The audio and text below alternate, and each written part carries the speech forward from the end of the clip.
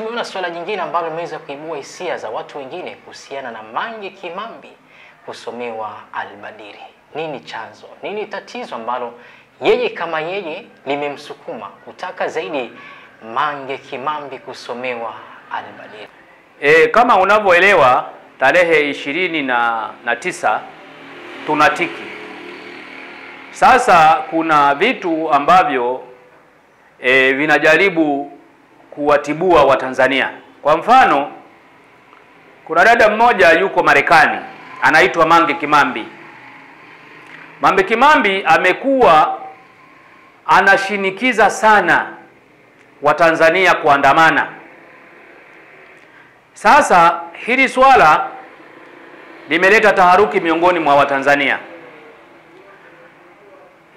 Huyu Mange Kimambi anachokifanya hatutendei haki kama Watanzania. Sisi tunaishi Tanzania, yeye anaishi Marekani. Mazingira yetu ya Tanzania, jinsi tunavyoishi kwa raha, yeye hayafahamu. Anajaribu kuturisha matangopoli kwamba tuandamane tarehe 29 kupinga uchaguzi. Sasa kwa amani yetu jinsi ilivyo, kwa jinsi Watanzania tulivyokaa kwa utulivu, kwa jinsi Watanzania tunavyopambana kupandisha uchumi wa nchi yetu, hawezi kutokea mtu mmoja au wawili au watatu wakatutengenezea mfumo tuwe wakimbizi kwenye nchi yetu. Sasa hili swala, kwa maoni yangu mimi nilikuwa nafikiria tumshtakie Mungu. Uhalali au haki ya Mange Kimambi kutaka watu waandamane, sasa tutamshtakia Mungu. Jana wakati tunafunga kampeni nilisema tukimaliza uchaguzi kwa amani, Mange Kimambi tutamshughulikia. Tutamshughulikia hivi, tutaandaa mfumo wa kumsomea Albadiri, yani tumshtakie Mungu kwa ujinga anaotaka kutuletea Watanzania.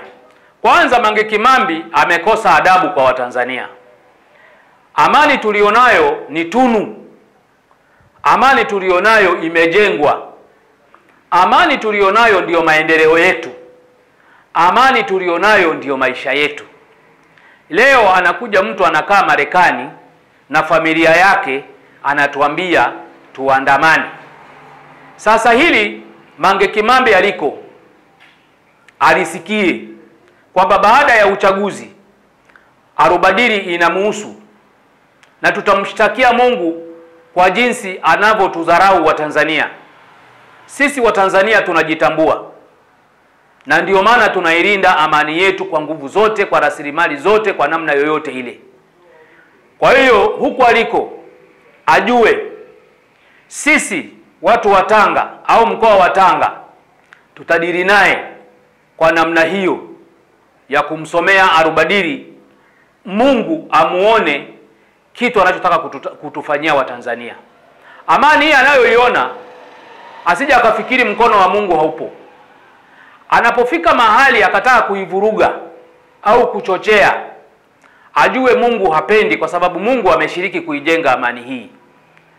Kwa hiyo mimi nampa tahadhari na nampa habari kwamba ajiandae, na kwa sababu anautumia sana mdomo, tutamuomba Mwenyezi Mungu ampe ububu maisha yake yote, awe bubu, asiweze kuongea tena kuihusu Tanzania.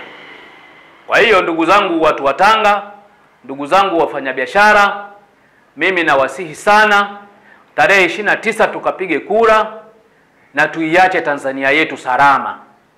Tanzania hii ni tegemeo kwa nchi zote zinazotuzunguka.